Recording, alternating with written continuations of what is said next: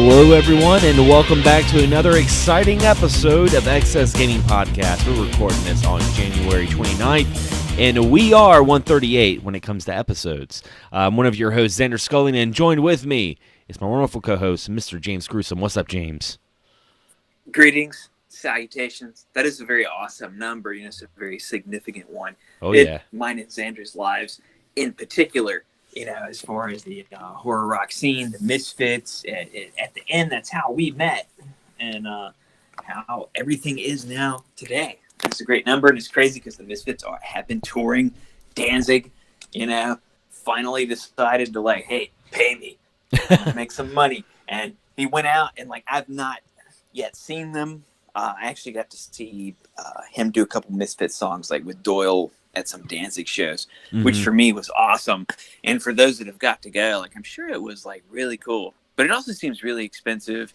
And it's something that's I'm really old. And, I don't know if I care about, but it's still such an important number, just, in our lives. And it's something that really, listening to the Misfits and everything really did change my life. And it really kind of sent in a direction of different people that I met, friends I had, whether it's you, Ryan Cadaver that has been on the show, Argyle Goolsby, former guest, Blitz Kid, they're back together again. Yeah, it's crazy. They're doing a big tour after 8 years of closing it up. So my God, if you're into the Misfits and just the horror rock scene, what's going on. It's a really crazy time. I can't believe they've. It's been 8 years now since their last show. I remember I was playing that show with Rick Disgrim, and I remember you being there, and that was Blitzkid's official last North Carolina show. I remember that in Fayetteville, the Rock Shop. Yeah, they had played quite a bit here, and it was a very bad thing because I remember lots of times when you had been at the show, you had played. With them on stage. And there's actually one of my best friends that actually ended up playing bass with them on Nosferatu. Oh, yeah. It just kind of ended out because that was usually your gig, and it was one of my friends that just happened to, it was one of two people. It was going to be you or him, and it just happened to be him. But he was very excited. He'd never got to do it before, as I know you had, but I kind of hate that. I mean, I was glad it was one of my friends, but it was one of those ones that was oh, dude, I'm Xander usually does that. And it's just, you know what though? It doesn't matter because while that was going on, me and you were in the corner doing our little trade off because that's when I got all those Sega Genesis and Sega CD games. So it worked out. It worked out. But yeah, I mean, it's a win-win situation. Yeah, definitely. And this has been a crazy month. This is the first month of 2020, and we've had game delays, we've had rumors, and then out of nowhere, Atari makes the announcement that they are making hotels. Atari, former conglomerate video game history, are now going into the hotel business. But I do have to say Nintendo did it first with the Love Hotels back in the, I believe it was the early 70s. But yeah, they probably better, probably more successful too. Yeah, because I'm sitting there thinking, I'm okay, they're opening up hotels, but what happened to this console, the VCS that they were coming out with? But yeah, I mean, it seems that they're going to open up their first location in Arizona and Phoenix. And they're really trying to cater to esports.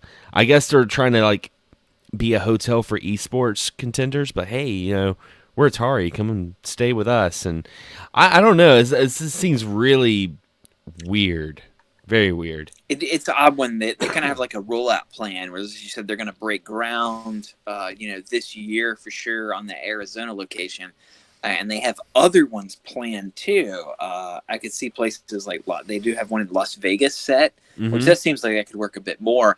There's nothing really over here. I don't know if there's anything in New York. There's definitely not anything in mine and Xander's area as far as southern East Coast.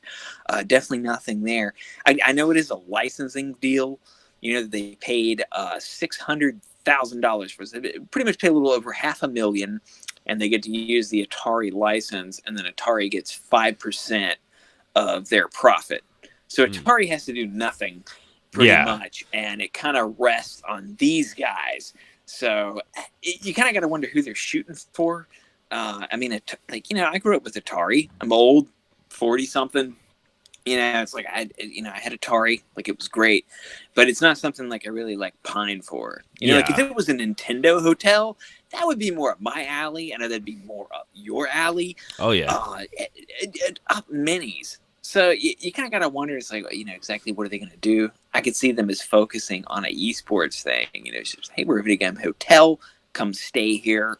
I could see, that working. But this is something like I really think this is just kind of going to like fade away and roll out. Like you're going to see one or two. Hey, one might hang around in Vegas. Like that's the one place, like I said, I could see that maybe working. Other than that, like, I don't think this is going to be a big chain, and I don't see this being a big lasting thing, Like I said, it's just a license. Hey, Atari has everything to gain from this, really. It's probably not going to be a big smear on their name, and they'll definitely get paid for it. And, who knows? They may use that profit to, do something else. Maybe that, the new Atari system will come out and be great. If they were smart, this is what they would do. They would have VCS kiosks inside the Atari hotels. Like that would actually be kind of cool. But I mean, this is kind of like what Atari's been doing for the past like 2 decades anyway. Like they've just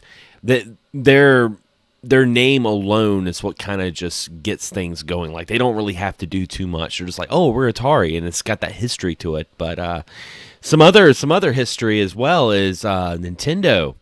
Nintendo has made so much money in the mobile market. I'm not talking about the Nintendo Switch. I'm talking about cell phones. They just brought in about 1 billion lifetime revenue, and it's been from a couple of different games, of course. Games like Pokemon Go, Animal Crossing Pocket Camp, Dr. Mario, which Dr. Mario is like the lowest selling. Super Mario Run.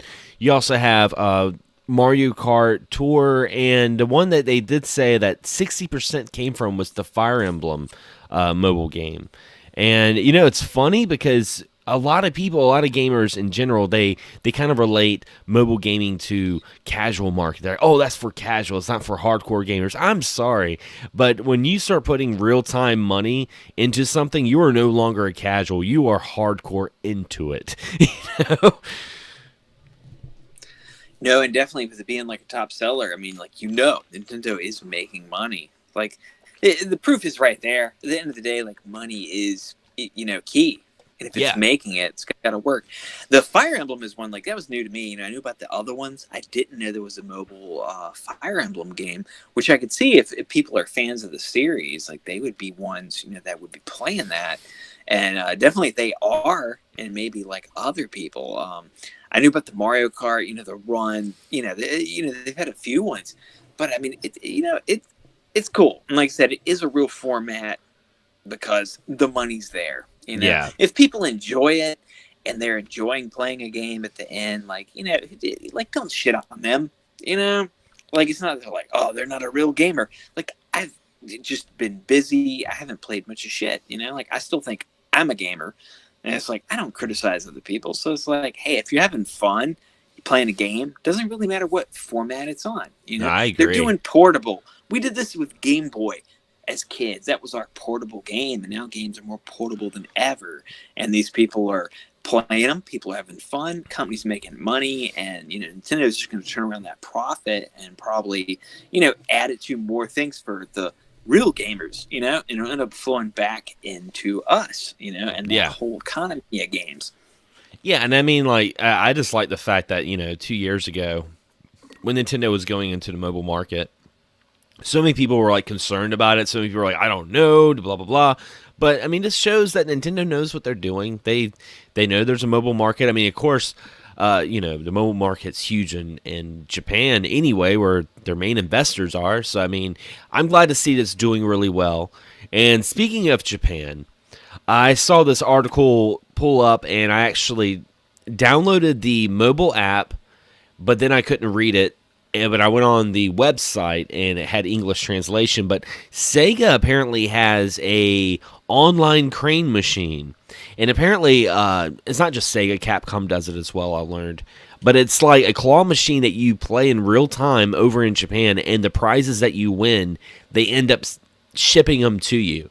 Now, you do have to pay money. You can practice for free, but you do have to pay money to play the claw game. But they did say that your prizes are free shipping, and you should get it in about, they said in about a week. So I'm thinking maybe they have some of the, I'm thinking maybe they have some of the prizes over in like California or something like that, and they kind of just Yeah, actually, drop ship it, you know? I don't want to enter. This is very funny. I actually took a couple pictures at work. Some, know I work in the delivery service of some sorts. Some know where. But I saw an express package, and we have a rack where, there are signature ones. So if the customer is not home, it goes back to the office. And I was sitting there, and that rack is right near where I work. And I saw, I was like, is that a fucking Sega logo? I go over there and look at the rack. Okay, and there's the box, and it says Sega on one side, and I look at the other, and it says Sega Online, like crane machine, pretty much, Sega Online. And I was like, wow. So they are shipping these apparently. That's so cool. In my office, customers received one, and I'll post a. I don't think there's anything. I'm gonna double check the pictures. I might post them up on our XSGaming Facebook page. Just want to double check to make sure I'm not doing anything wrong. I don't want to get busted for anything at work. But no, they do ship them out, and actually these came from Japan. The one I saw, oh wow, it was in a box labeled Sega, online, crane machine or whatever it was called. It does ship from Japan. It's express shipping too, which is like, they're kind of probably forking a bill on that one. Mm-hmm. But no, I just today took a picture of that. I saw it yesterday, took one today, and now you mention it. So it's definitely a thing, and people are winning items, and they're getting shipped over. You just got to be home, I guess, to accept it, because it's a signature item. And the prizes are pretty cool. I mean, they have like, anime cards. I remember, because you can see kind of like the prizes before you play, and they had like, and it was funny because they had like Kirby plushes. And I remember I posted on Facebook, and someone's like, "That's kind of weird that Sega and they have Kirby plushes." And I'm like, "Well, no, not really. I mean, Sega does consignments on arcade machines and arcade parts. I mean, if you go to SegaArcade.com, you can order like, skee ball machines and House of Dead machines and Sega machines. But I mean, that's another business they do. They function as an arcade as well. So that was really cool. And the last Sega thing I wanted to mention, and it's actually the last part of the news, is if you're a big Yakuza fan like us, be very, very cautious on YouTube, because Yakuza 7 came out on I believe the 27th. It came out 27th in Japan. And folks are already posting videos of the game on YouTube in English subtitles. And so just be very cautious if you want to watch reviews or anything like that. And if you don't want to get spoiled of anything, because I didn't really mind the spoils myself, so I already kind of dug into it. And there's some parts that if you've been in the dark for this long, and maybe if you haven't finished Yakuza 6, don't watch any of those videos. Don't watch any of them. This is the one that has like the new system, right? The one with like the kind of RPG style one. Yeah, and the new protagonist. This is kind of bad, when you got a game, it's like you got to wait for, especially as we do, have to with that series. Kind of surprised like it would be that long, as much as it's picked up. But it's kind of a shame, you got to watch out, like, yeah, spoilers. Like, they're just rampant, like whether it's wrestling or video games, two of my favorite things. Spoilers are something that you kind of got to learn to just avoid naturally. Yeah. And you really kind of got to work around certain things and fight that urge to watch certain videos. Whether it's something on a delay, I can look at wrestling, like a pay-per-view I buy, and I'm going to wait a day or two to watch with my friends. It just being on Facebook for like 1 minute, I see a picture. I'm like, whoop, there's one spoiler down. As far as wrestling, podcast I listened to, I heard one syllable of someone's name, and I already knew who won another match. And you just got, and I'm not sitting on there like, oh, don't post about, like, dude, I'm a 40-something-year-old man. Like, I don't, like, that's it. Shit's going to get spoiled sometimes.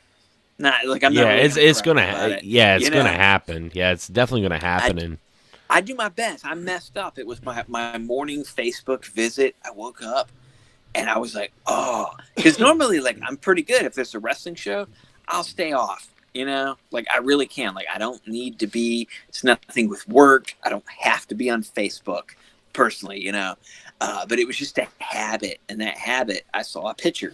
You know, and also like I said, podcasts I love. You know, they can have spoilers too, and it was like one syllable, and then it was done. But you know, I still enjoyed the show. Like it's like you get used to spoilers over the time, you know, with the age and the way everything is. But you know, if you really want to, but it's kind of bad. Like I said, with a game like Yakuza, who knows how long we'll have to wait till we actually get it. And you know, I hope these people that do these videos, like they really maybe should, you know, look at it and put a spoiler warning yeah, on there. yeah, You know, I don't mind those. Hey, give people a hand if you can. Don't try to ruin their fun just for the hell of it. and You know, watch your thumbnails. Like, don't put like yeah, spoils in the thumbnail or the title. You know, just yeah, because some of it's just really bad. But you know, we do have the Yakuza 3, 4, and 5 collection coming out on the 11th of February. So I'm thinking the way the Yakuza series is, I'm thinking maybe like summer or spring. Spring is kind of pushing it, but I could see summer 2020 Yakuza 7 coming to the West. I mean, it is supposed to come out this year, and seeing that it's yeah, already in Japan, it's only a matter of time before it comes over here. Now, I did watch some non-spoiler reviews, and I mainly watched it because I wanted to know more about the battle system, because you know this is different than the previous Yakuza's. It's an RPG. It's not an action brawler. And one of the things they were saying was how cool, how awesome the JRPG elements were, because it's turn based, but when you change your clothes, you get different jobs, like different jobs as you would in a JRPG, like you know, like not necessarily a wizard or you know a white mage or something like that, but you know it showed someone dressed in scrubs and they were like a healer, or it showed someone dressing like really badass and they were like a tank. Now like that's kind of cool. yeah. No, and like I said, I love the idea of it. You know, like at first, like I could be questionable because it's like not the biggest JRPG fan. You know, I've said over the years, there's certain games that grab me. Costume Quest is one. That kind of makes me think when you mentioned the different outfits, makes me think of Costume Quest. Yes. How much I really love that. And like when I saw it, yeah, I really like, I'm looking forward to it because it is so different. Like I've played Yakuza, you know, for so many years. You know, like a lot of people now are catching up. You know, like they've got, you know, there's almost an overload of games. Like Yeah. I'm surprised people aren't sick of it. Like, like that's how much there is, and like I think it's really cool. Like people do love it. People are still playing, loving these games, and like this change up. Like I don't think it's gonna be a permanent thing. Like it's gonna be a trial, and then I'm pretty sure there'll be another game that goes back to the original formula. You know, but they're testing things out, and like I said, to me personally, like I'm looking forward to it. It still looked awesome, like everything in the fights, like it's still there. But you know, like I said, it has an RPG element, which like as much as I don't play them, like I still do love. You know, like I played Final Fantasy back when it first came out, and like it was awesome. You know, so if I could find a game, you know, with a series like Yakuza that I love and mix in a RPG that I wouldn't mind getting back into, I wouldn't mind playing a game like that. And you know, I see that, and I was like, I figure, hey, if I can dig that, then like other people can too, whether they're you know longtime series players or ones that are a bit newer. I mean, it's definitely going to have people like hating on it, like for sure. But at the end of the day, you know, it's a test. It's going to come out. People are going to play it, and then you know they'll probably go from there. And maybe there could be another spin-off series. You know, they did a Mm-hmm. slight one before on the PSP, which I've still never played. I would love to try the PSP series, like the it was something Black Tiger. I think it was Yeah, it was the Black one Tiger. I that think it was the old well, Capcom game, something like that. wasn't the ones on the PSP. Wasn't it helped out with the Def Jam guys? Like, didn't they help out with that Oh, one? that's possible. They did work on that. But like I said, that one was a complete side story. It's not Kiryu. It was like a younger gang member. And like I said, I'm calling it Black Tiger, but like I said, that was an old Capcom game. But it was something like that. Black Puma, Black probably not Black Panther, Black some type of cat Yeah. Is what it was. But like I said, they were only in Japan, and like there might be some translation. I'm sure there's some PSP emulators online, which would be a good one, with a new laptop probably to check out. Oh yeah. Now, getting into our main topic because we're hitting that 30-minute mark. I thought this would be a really good topic. Talking about some arcade memories. I mean, I can't remember out of the 138 episodes that we're on now. I'm pretty sure we've had some episode in the past where we've talked about arcades. But who doesn't like talk about the glory days of going to an arcade? And we have a lot of fun stories and stuff like that. And I don't know, James, you told me before we recorded the show that you had a really good story about arcade memories. So I'm going to have you start off the segment with that story. I kind of lit off when I told you. I don't know if I worded things exactly the wrong way. With it was more about like friends, at the end. Because I had one of my best friends in high school had joined the Navy, and kind of left me with a group of other friends. And it was one of his friends he had known from a while back. And so I kind of had the trial period, which sounds kind of funny now, as you've been older. But, like, I really did have a trial period if I was accepted as being cool. And I was accepted in. And the one guy that I met, he actually worked at an arcade at the mall in Fayetteville, the Mind Boggle Arcade. And I kind of have a couple of arcades in my life, that seem from like defining periods in my life. This is one where I was a bit older. I was around like 18, 19, just getting out of school. So this one friend, he actually managed the arcade. So, we got to hang out there. It's kind of like a dream for many people, is actually getting to hang out at an arcade. Like, we got to shut the gate at night, and people would be in the mall and walk up to it, and you can just look and shake your head like, no, you can't come in. And you didn't even work there. You did not even work there, but you just shake your head because the gate was down. And, we got the free credits and everything. You count up stuff in the back. And I will say this guy, too, Time Crisis. And like I said, this is around, so graduated in 96. Been around 97. So Time Crisis was in the arcades. And this guy that managed the place, he had Time Crisis rigged up to where the quarters would not fall down to where they were supposed to in the slot. They would kind of fall to the side. This was like a side hustle of the manager, or one of the managers at the arcade. And yes, he had it rigged up because Time Crisis was $1 game. Yeah. To play it, you had to put in 4 quarters. So every person that played it, would put in the 4 quarters. That's $1.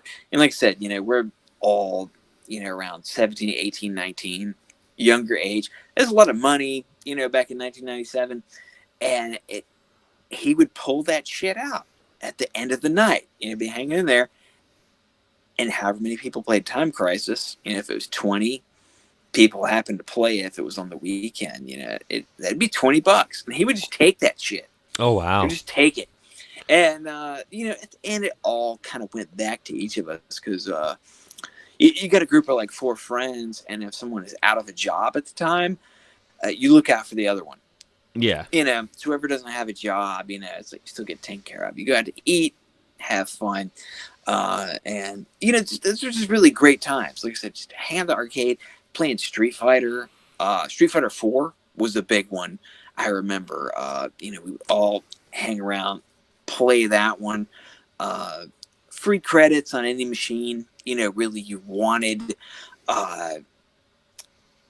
There was still older ones there at the time, but, around that, it really was, your Mortal Kombat, Street Fighter 4s. Those are the ones. Big on fighting games. And that was just like I said, it was just a great time, even there was some shenanigans with the person that worked there.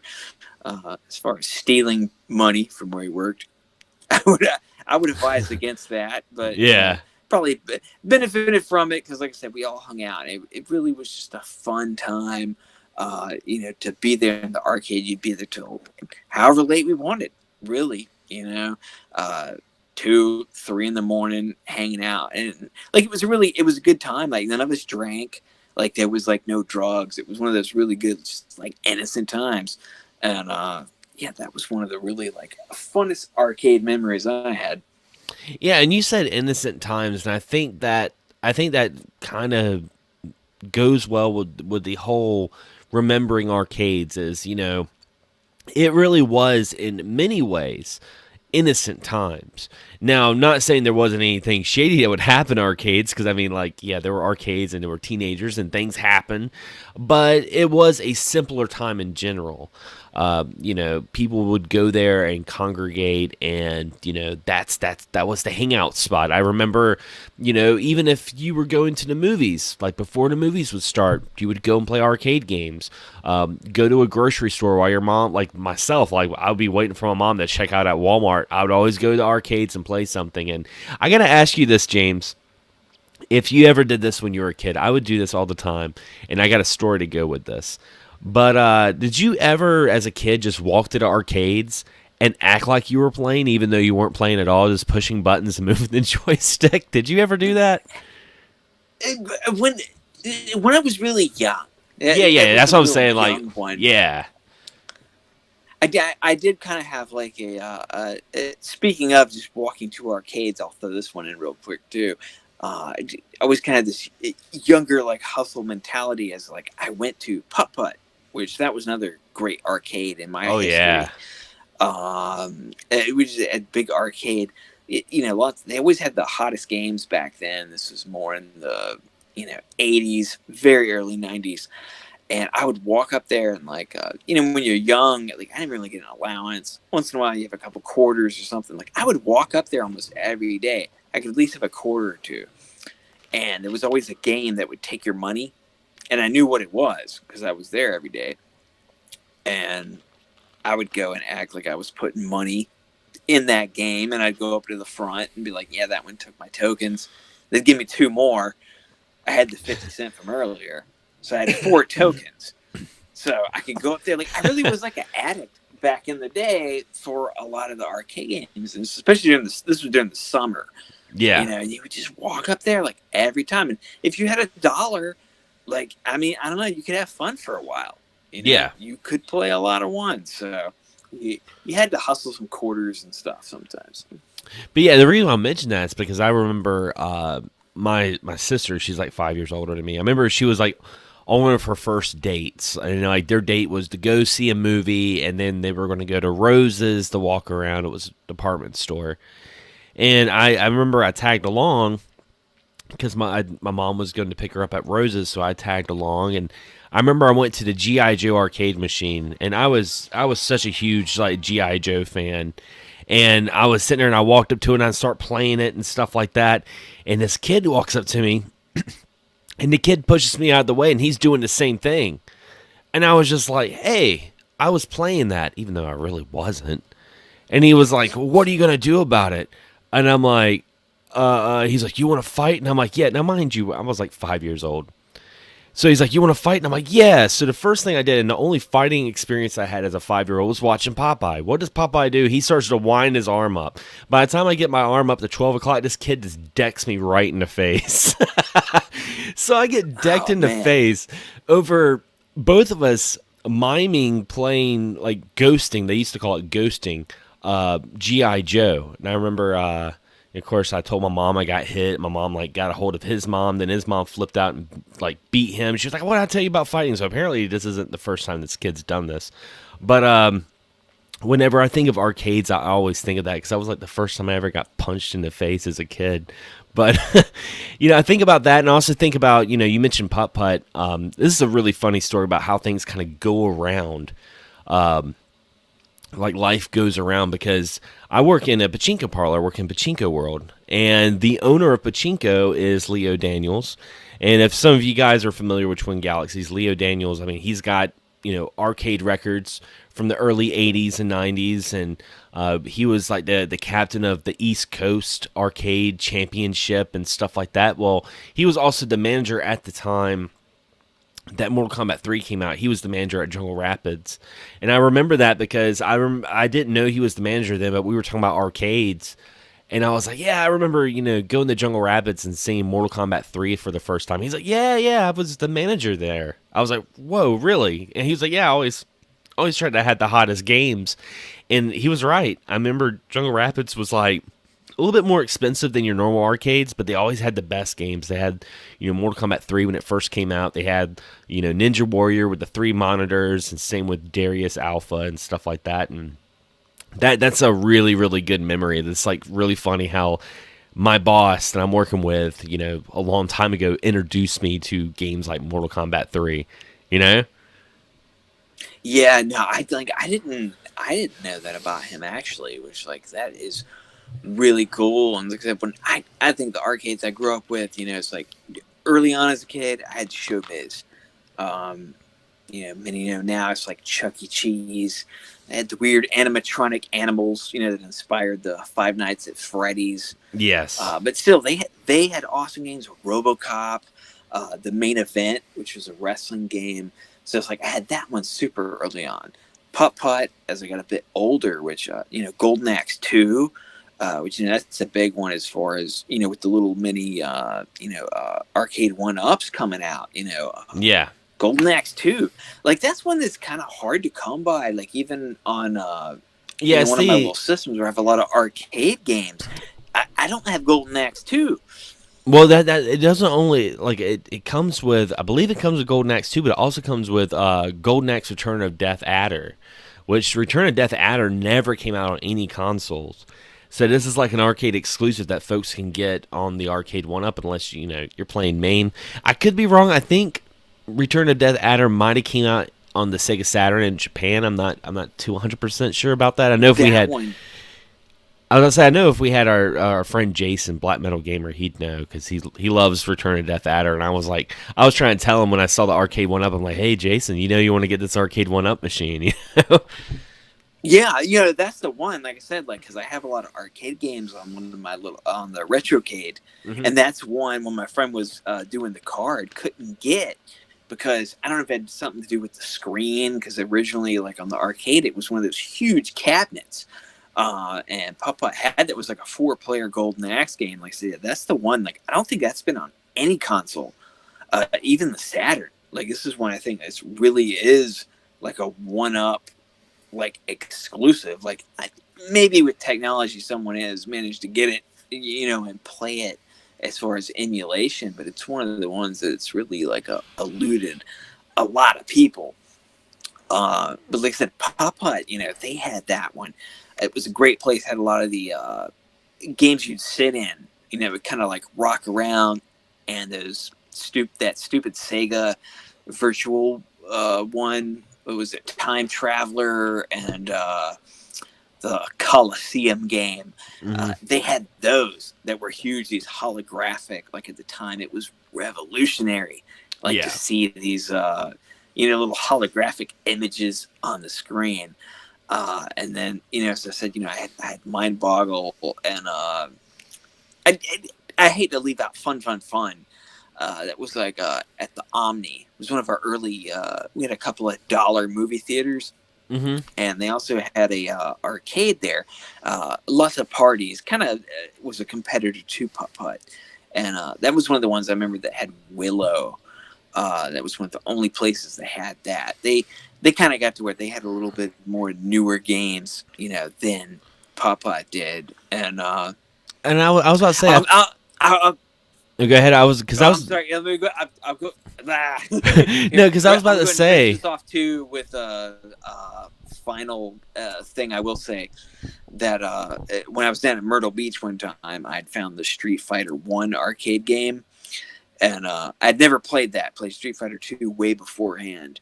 And to find Street Fighter 1, in another state and actually get to play it and then realize it was kind of terrible, that would be the last memory. And I'm sorry about that. It's all good. Right there. No, I was going to say, you got me excited when you mentioned Willow. Because I did want to mention for the listeners who had never played Willow in arcade, it is very different than the NES version. And as of now, there's no console version of Willow. I mean, the only way you could really play it's through emulation. Maybe some, Chinese clone console knockoffs might have it. But That's really the only way to play it. And also, I was going to ask you, when you found the first Street Fighter, was it the Street Fighter cabinet that had the two like little things that you would punch? The two big buttons. You remember those? No, it didn't really have any kind of pressure sensitive Oh, okay. buttons that I could tell. It seemed from what I remember, it was just a 6 button layout. I remember it being Japan or U.S. and that was what you could pick and playing it. And like I was very happy though because Street Fighter 2 was just the first thing we ever saw. Like Fighting Street did come out on the TurboGrafx CD, Yeah. which nobody that you knew had. And it was Fighting Street. You weren't really sure. It was a confusing time. We all had new Street Fighter 2 by then. Mm-hmm. So to go back and play like this older version, like I said, I appreciated it as a kid. It was still fun. It was exciting, to find that because, like I said, I was in the arcade, like on the boardwalk down at Myrtle Beach, and it was like a big arcade there too. That was another one, I always remember going to and actually getting to just kind of wander around. Mom was somewhere. We were all near the Gay Dolphin somewhere. That was a very little chinchy store. Sounds absurd, I know, but it had lots of just weird things and these frogs with boners that were like horny toads. It was just back in the 80s. It was very weird. But the Street Fighter, like I said, that was key. That was one of the most exciting things like I remember, and just playing it. And I don't think I made it past the first stage. It was very tough. Yeah. I probably ended up picking Ryu. I think even though I'm a Ken fan, probably at that time I did pick Japan. And you just didn't know like that you could pick Japan or US. It didn't Yeah, tell that you was Ken it. or Ryu. Yeah. There was no names. You picked one of those. That was who you got, and then you went through, and and many ones later on were in further Street Fighter games. Birdie.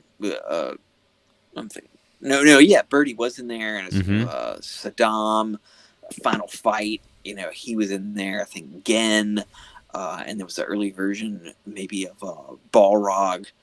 I think was in it too.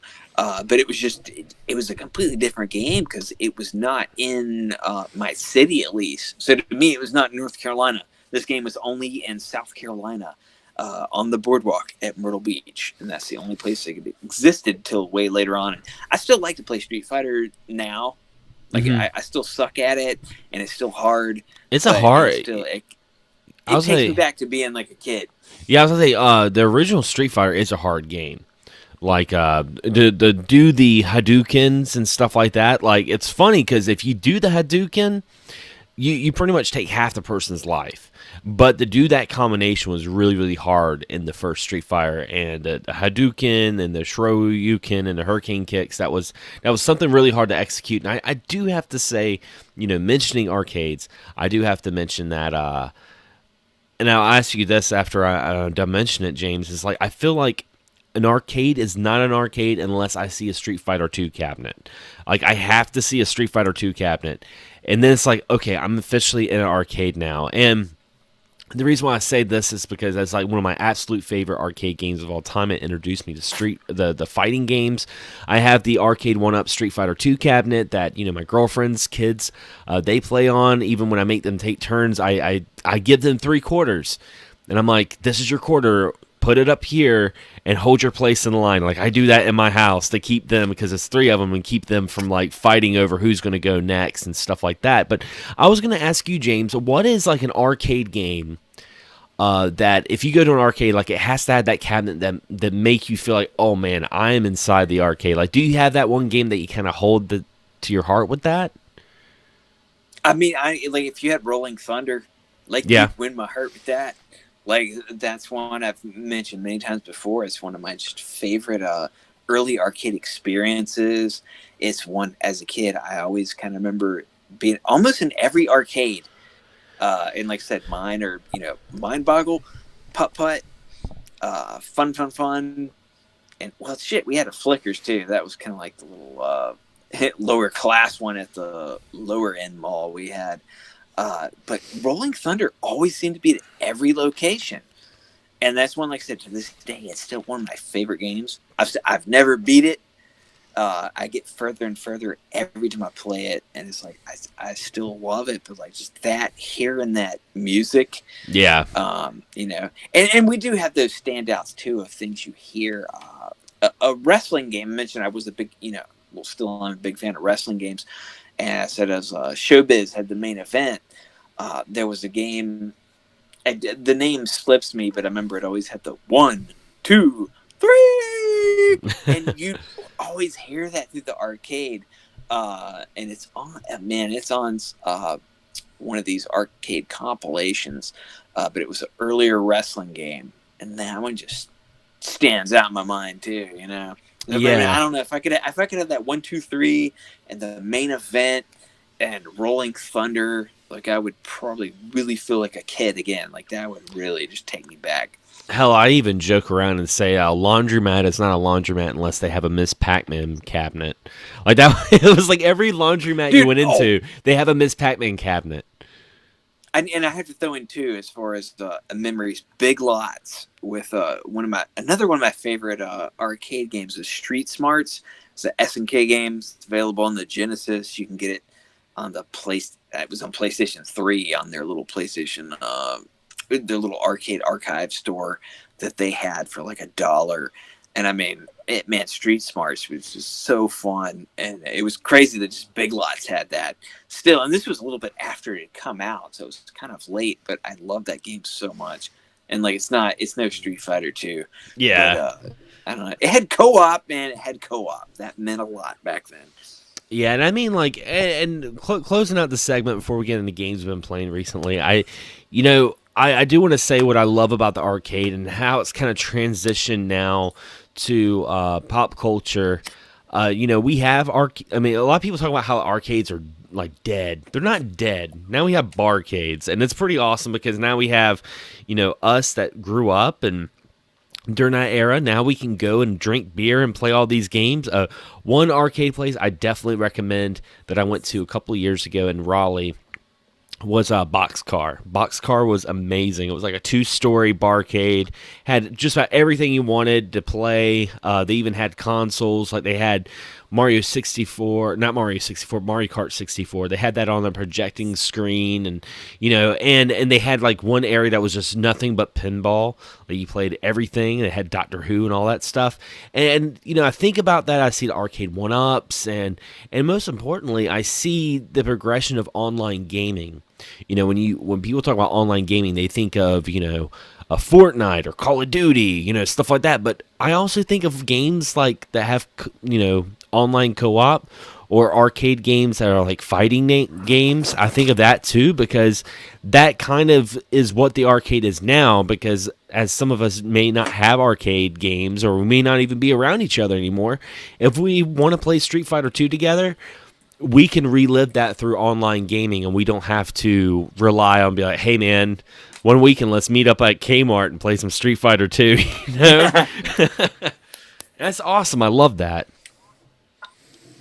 I would throw out too, also being in North Carolina, I'm near the Raleigh area. That might be in Cary, somewhere in there. Lost Ark, which you're into retro games. They have a store, and they also have an arcade, and you can get like a pass for the day. They're always changing out the different arcade games that they have. And like I said, they got a good selection of, retro stuff, whether it's, even if you want Famicom, they have imports and everything too. So like I said, Lost Ark Video Games, great store in North Carolina that's got, like I said, everything you want. Retro stuff, new stuff, and arcade. That's awesome. Now, getting into games we've been playing recently. I know, James, earlier you said you haven't really been playing too much. What have you been playing? Have you had a chance to play anything lately? I actually did, right before the show, I had checked out Demon's Tilt. I had heard that was on Game Pass on Xbox. If you got that, it's definitely on there. And man, if you love, Demon's Crush or Devil's Crush, Alien Crush, TurboGrafx 16 pinball games, if you love those, like this game is definitely a predecessor, to that. Yeah, you can see what their inspiration was and it's a really fun game. It's one, like I said, I think it's $15. I got it on Game Pass, and it's one I believe is on Switch. I don't want to say for absolute sure. Uh, but if it is, it's one I too would look at maybe, getting on that, because I know, the Game Pass isn't completely permanent. Those do run out. Yeah. At some point they might take them off, but it's one I wouldn't mind having. I mean, there was like just so much going on. Pinball of the Dead on GBA. I was a big fan of that too. So if you love those and the TurboGrafx games, just pinball. Man, there's like so many flippers. Like I think this table I was playing, it had 1, 2, 3, 4, 5, 6. And it had like 7 flippers. Oh wow, like, that's insane. Like it was hard to keep up, and there was just so much. And there was some statue that started crying blood. It's just like an occult pinball game, and it's like they fly that flag proud. There's all kinds of crazy stuff, and pentagrams, and there's dragons. You're killing stuff. Things are bleeding. Just a very awesome game. And I also did play. Yeah, I think it's one that you might be talking about. Also, it was the 1980 yeah, something game. I will probably leave that more to you. But the last two that I really did play, I'd say more for the pinball. Like I said, man, I love pinball. Yeah. The older style ones, like the TurboGrafx, is great, and any of the pinball effects, Stern pinball collections. If you do like pinball, going back to arcades, that was another big part we didn't really touch on. But man, pinball games are just awesome, and they've really come a long way, I think, on consoles. So if you like the older style, this Demon's Tilt is great. And if you want a little bit newer one, check out any of the Stern collections, the Marvel collections, pinball effects. So many tables. It's insane. Like I said, the 1980 game I did start to play, and a little bit of play I did like, but you might have played it more. I think you have a video on it too, but I'll go ahead and pass it on back to you. Yeah, I got 1980X. I got that yesterday. Yeah, I got it yesterday. I started playing it today. Now, here's the thing, like everyone I talked to had played it recently on Steam because it's now on Switch. They're like, it's awesome, but it's really short. And I'm like, well, how long is it? They're like, I beat it in about an hour. And I'm like, that sounds perfect to me. To be honest, I'm like, I could beat this in an hour. It seems realistic. And it was only $10. And it's a really cool game. It's like half visual novel, half arcade mini games. Because, you're playing as this kid, and he's it's in the 80s, and he discovers the arcade. He's like a outcast. He doesn't really know where he belongs. He's in high school. He's just trying to figure out his life. But when he's in the arcades, he feels like he's one with the universe, like with everyone. Because he's like, these are all rejects just like me. And all sorts of people hang out here. So it's funny because he'll have a daydream in school, or he'll think about something, and it will turn into an arcade game. Like the game starts off and you're playing to beat 'em up. Then some things happen, and then boom, you're playing a space shooter. Then, he saw this like really cute girl drive away, and he like started daydreaming that he was in a Camaro, and it turned into an old school racing game. So it's really cool. I hear it's very short, like I was mentioning earlier. That doesn't really bother me. And also worth noting, it's got music from Yuzo Koshiro, so that's automatically Streets of Rage fame, Yuzo Koshiro, Revenge Shinobi. I'm here for it. But it's good. I am probably about halfway done with it. I played probably about 30, 25 minutes of it earlier today. Other than that, I've been playing Control. And big shout out to Jason, Black Metal Gamer. He actually sent me his copy of Control because he was like, he loved the game so much, but he's one of those folks just like me, like, sometimes I beat a game and I don't want to hold on to it. I'll end up like selling it or trading it. And he wasn't going to get that much value for it. So he was just like, you know what? Give me your address. I'll send a game to you. Because I want more people to play it. And it's cool. It's like, it's kind of got some elements of like Eternal Darkness meets Alan Wake, meets like, conspiracy theories with Illuminati and FBI and demons. It's really like a wacky story.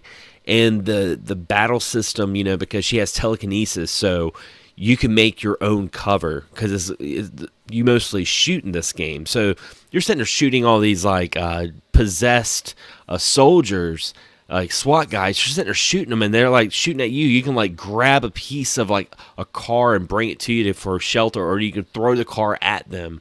It's a lot of fun. It's also not that long of a game.